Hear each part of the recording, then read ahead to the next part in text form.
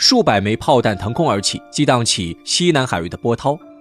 尽管朝鲜声称这不过是正常的实弹射击演习，也并未对韩国造成实质性影响，但是朝鲜半岛局势依旧瞬间紧张了起来。一直以来，南北朝鲜究竟能否统一，是萦绕在许多人心头的疑问。当我们翻开历史的书页，却发现曾有一个国家遭遇过同样的分裂命运，那便是德国。但是东西德似乎以不可思议的速度走向了另一种结局。总有人说，朝鲜的今日就是德国的昨天，南北朝鲜的割裂便如同东西两德的对峙。然而德国以惊人的速度走向了统一，朝鲜半岛却命途多舛，纷争不断。事实是，德国与朝鲜半岛看似处境相同，实则大相径庭。德国统一的背后有着朝鲜半岛无法拥有的诸多要素，是极为复杂的时代产物。这一切还得从德国的分裂说起。德国的分裂和二战息息相关。1945年1月4号，一场决定德国命运的会议在克里米亚海滨疗养地召开，那便是大名鼎鼎的雅尔塔会议。一场二战令美苏崛起，同一阵营的英国虽因战争蒙受重创，但依旧以胜利者的姿态掌控着一定的话语权。于是这三个国家凑在一起，提出了对德国的处置结果。为了防止德国东山再起，法西斯势力卷土重来，雅尔塔会议决定切割德国，按照目前三国占领的区域，将德国分为3块。很快，同年7月，情况发生变化，在丘吉尔的提议下，法国也加入了分割德国的阵营。4国首脑会晤达成了波茨坦协议，协议规定不设立德国中央政府，而是成立5国外长委员会。中国也被囊括其中，按照区域划分，共同监管德国。这一决定便为德国后续的分裂埋下了伏笔。原因非常简单，德国看似被分成了许多碎片，可事实上，在实际掌控德国的国家里，唯有苏联是社会主义国家，剩下的欧洲国家都与美国政体一致，隶属于同一阵营。果不其然，外长委员会最终名存实亡，东西德的分裂已然伴随着冷战而来。1946年6月，苏联率先出手，将苏联在德国的占领区牢牢封锁起来，人为划定了一条界限，区别西方占领区。最重要的是，苏联规定2个占领区的德国人不得相互往来。德国的分裂已经实质形成，面对苏联的宣战，西方世界立刻予以回击，将美英法占领区迅速合并，与苏联抗衡。随后，冷战的2个团体又推行了一系列举措，令德国彻底分裂。比如1948年，西方占领区与苏战区先后货币改革，在经济上割裂德国。同年3月，6国外长会议召开，西方阵营决定成立德意志联邦共和国，并推举阿登纳为总统，这便是历史上的西德政府。苏联也不甘示弱，在1947年成立德国经济委员会，全面铺开计划经济改革。2年后，德意志民主共和国成立，这便是东德。那么，如此割裂的德国又是如何重塑自我，走向统一的呢？对于德国而言，1989年是一个尤为重要的年份。在这一年里，德国奏响了统一的前奏。令人们感到惊讶的是，随后德国只用了1年左右的时间，便从分裂恢复了统一。无论是谁都要感慨一句，当真是快如闪电。其实，东西德关系的真正转折应当追溯到1987年。彼时，东德的头号领导人昂纳克首次访问西德，并且备受礼遇，引起了世界性关注。东西德破冰。但是人们万万没有想到，仅仅2-3年之后，统一的德国便重新登上了历史舞台。1989年5月，匈牙利边境的铁丝网被拆除，大批东德人逃往西德，与久违的亲朋好友们相见。这一现象不但没有得到制止，反而给政府高层提供了提出2德统一问题的契机。随后2德高层开始就这一问题展开激烈辩论。值得注意的是，尽管双方在细节问题上存在分歧，但这种矛盾都无法掩盖对统一的渴望。1990年1月，东德领袖莫德罗访问波恩，与西德领袖科尔共同探讨统一问题。2德均认为经济是完成统一的基础。西德态度积极，提出建立2德货币联盟作为统一的决定性步骤，但是西德明确表态，这一联盟要以西德马克作为基础。对此，东德果断拒绝。可神奇的是，2德的谈判并未就此崩盘，最终双方各退一步，设立了研究2德经济的共同体，给彼此留下了余地。事已至此，2德能否统一，其实主要看东德的态度。而局势瞬息万变，东德原本的坚持也慢慢动摇。1990年3月18号，在民众的呼声下，东德的首次选举召开，基督教民主联盟成为了第1大党。而这一党派正是2德合并的最有力推动者。该党派之所以能够突出重围，也恰恰是因为顺应了人民的呼声。2个月后，两德的财政部长在波恩聚首签署联盟条约，涵盖政治、经济与社会等多个方面，令两德的合并取得了实质性进展。随后，深度谈判持续推进。8月31号，统一条约横空出世，彻底为两德的统一铺平道路。于是10月3号，两德人民迎来了最激动人心的一天。东德宣布加入联邦德国，正式合并为统一的德意志国家，并继续沿用德意志联邦共和国的名号。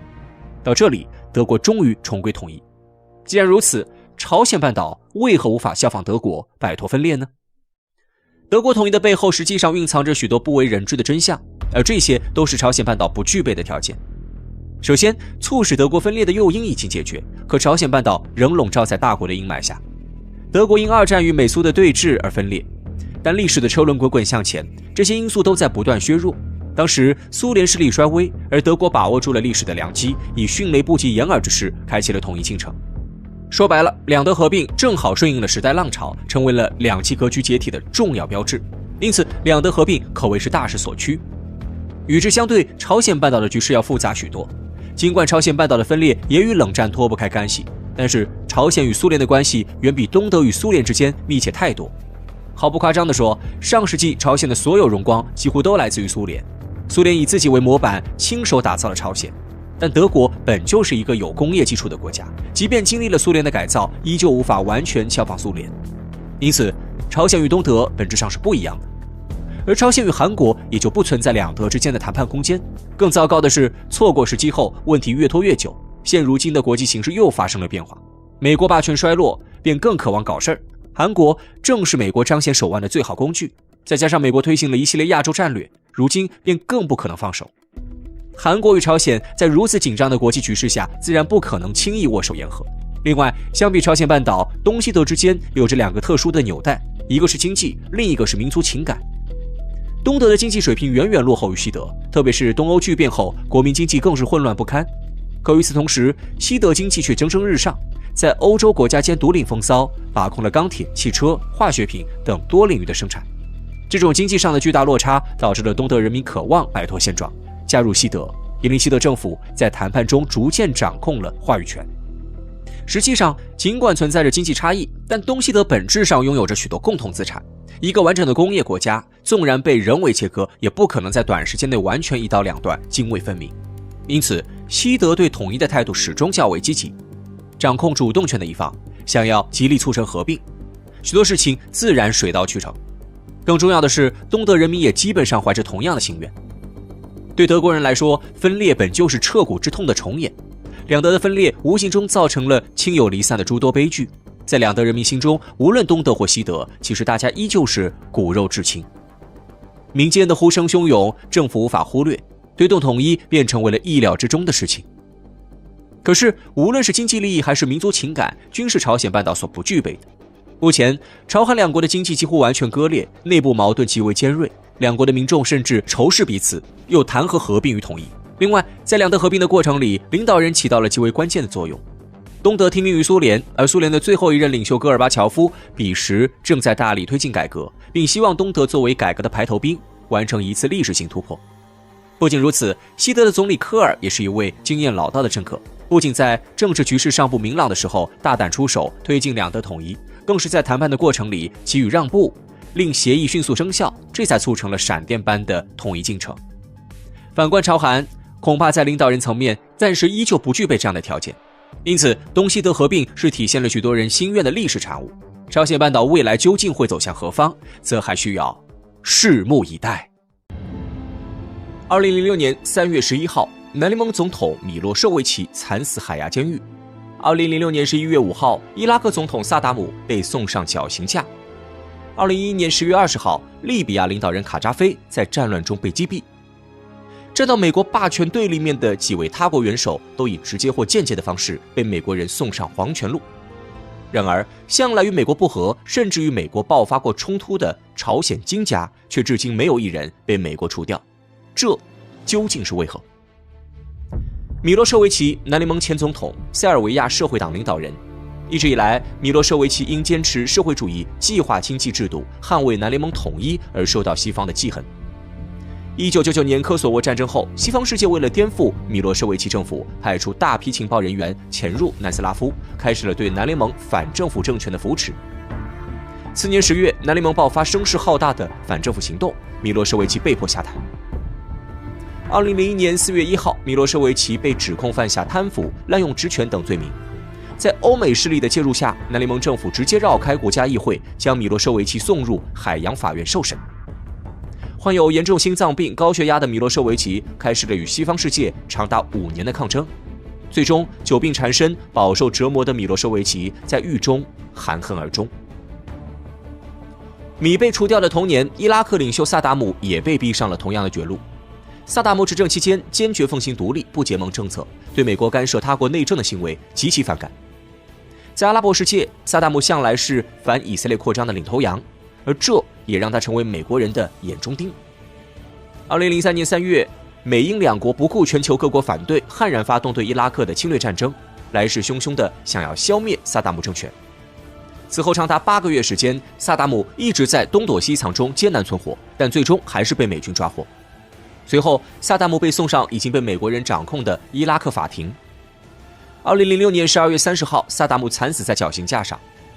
而就在萨达姆落亡的几天后，另一反美元首卡扎菲慌忙宣布自愿放弃研制大规模杀伤性武器计划，试图躲避美国的黑手，只可惜为时已晚。卡扎菲，前利比亚最高领导人。2011年2月15号，利比亚在西方世界的渗透下爆发大规模反政府游行，卡扎菲被要求下台。同年3月19号，美英法等多个北约国家联手发起对利比亚的空袭。8月22号，利比亚反政府武装在欧美的支持下攻克首都，卡扎菲政权就此走向覆灭。走投无路的卡扎菲和儿子一起潜逃至家乡苏尔特，并不停更换躲藏地点。流亡过程中，卡扎菲的20几名亲属几乎与世隔绝，终日龟缩在暗无天日的废弃房屋中。可即便如此，卡扎菲也未能逃过反政府武装的追捕。2011年11月20号，卡扎菲在苏尔特乡下被发现，当场惨死于敌人的枪口之下。至此，美国20世纪末、21世纪初最大的几个敌对国元首几乎全部殒命，唯独朝鲜的金氏家族除外。朝美两国的恩怨由来已久，自朝鲜战争后，朝美两国成为生死仇敌。1968年1月23号，美国间谍舰艇普维布罗号悄悄驶入朝鲜湾元山海域，结果被朝鲜鱼雷艇击沉，1名美国船员被杀，4人受伤，82人被捕。美国立刻出动包括核动力航母在内的庞大舰队，试图通过军事施压让朝鲜服软。可朝鲜丝毫不为之所动，美国只能公开道歉，之后被俘船员才结束长达236天的囚犯生活，灰溜溜回到国内。再到1976年，朝美两国驻板门店军人发生冲突，双方险些爆发战争。此事的起因是一棵生长在朝鲜境内的白杨树，只因这一棵树影响了美国观察对面军情的视线，所以美军擅自越过边境线进行砍伐。此举招来朝鲜警卫的阻拦，双方发生争执。混乱中，一位美国军官被斧头砍死，之后两边各执一词，迟迟无法判定孰对孰错。但由于这棵树生长在朝鲜境内，因此基本可以判定是由美军引发的争端。此事过后，双方设立的所谓共同警备区被取消，朝韩两国之间本就狭小的缓冲地带彻底消失，板门店局势愈发紧张。这种情况一直持续到1988年底才有所改观。这年12月，朝美两国通过各自驻北京大使馆开始进行非正式会晤，开启双边接触通道，并围绕各种问题展开了多次会谈。但是从1990年开始，随着朝核问题的凸显，两国关系再度迎来恶化，并引发多轮核危机。2018年6月至2019年6月，朝美最高元首接连会晤3次，特朗普与金正恩在板门店实现史诗级的握手。可特朗普和美国在朝核问题上的根本立场没有改变，美国仍然没有做好构建朝鲜半岛和平机制的准备。美国的亚太战略和朝鲜的生存战略存在几乎不可调和的结构性矛盾，这让白宫方面头疼不已。若是换做以前的伊拉克或者利比亚，美国大军或许早已开赴过去扫平一切。可面对让美国人屡屡吃瘪的朝鲜金氏王朝，美国历任政府却从不敢对朝鲜动武，这究竟是为何？首先，朝鲜综合军事力量的不断增强是美国不敢轻言战争的主要原因。不同于萨达姆的伊拉克、米洛舍维奇的南联盟，金家坐拥多达110万正规部队，朝鲜军规模之大，战斗力之强，放眼全世界也没有多少国家敢轻易招惹。尽管朝军武器装备远不如美国，但用以防御自身完全够用。朝鲜的中近程导弹可覆盖日韩两国全境，甚至传统火箭炮就可以荡平首尔。其次，相较于伊拉克、南联盟、利比亚，朝鲜的一大优势在于可以转移战场。朝鲜半岛的地缘情况与美国而言很矛盾，因为朝韩接壤，一旦美国的军事打击出现纰漏，朝鲜陆军就可能突进韩国境内，将战场转移到韩国，进而让美国投鼠忌器。一旦朝军进入韩国，美国人期待的非接触战争会不可避免转化为接触战争，美国试图通过单方面火力压制取胜的战略也会随即宣告破产。而进入地面战之后的美韩联军也就丧失了最大的优势，尤其是在朝鲜半岛多山地的环境下，朝军可以灵活利用地势与美军打游击，美军的重火力武器却很难施展开来。此消彼长之下，美国人也就没了必胜的底气，这是美国不敢轻易对朝鲜动武的另一原因。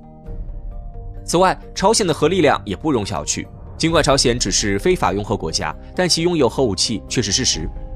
核武器仍是当今世界最具威慑力的重器，这一点美国人也无法否认。事实上，美国至今没有对任何一个核武国家动用过武力，这就足以说明美国人对核武的忌惮。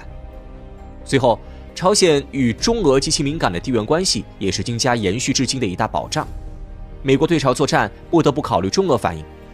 20世纪50年代的朝鲜战争已经说明，中国不会放任美国侵略朝鲜半岛。70年前，中朝联军在武器装备极度落伍的情况下，尚且能把美国人逼回38线以南。现如今，双方军事实力差距远小于以前，美军更加没有打赢这场战争的底气。而且，朝鲜半岛局势牵一发而动全身，中国、俄罗斯、日本，甚至整个亚太地区都会卷入其中。即便中俄不直接投入战争，朝鲜也能在两国的支援下，将美国拖入战争泥潭，破坏其占领朝鲜半岛的目的。届时，无论谁胜谁负，这场战争的代价都会昂贵到美国人不堪承受。况且，远离美国本土的朝鲜其实根本没有威胁到美国的核心利益，美国人自然不会冒如此大的风险，贸然对金家动手。美国敢堂而皇之地除掉萨达姆、卡扎菲、米洛舍维奇，不仅是因为这三国元首走到了美国的对立面，还因为灭掉这三人与美国而言太过简单，美国人可以毫无顾忌。可朝鲜金家不一样，先不提其自身更强的军事实力、更高的政治组织性，单凭朝鲜濒临中俄两国这一特殊地缘，美国就绝对不会轻易燃起朝鲜战火。这或许也是美国容忍金家至今的根本原因。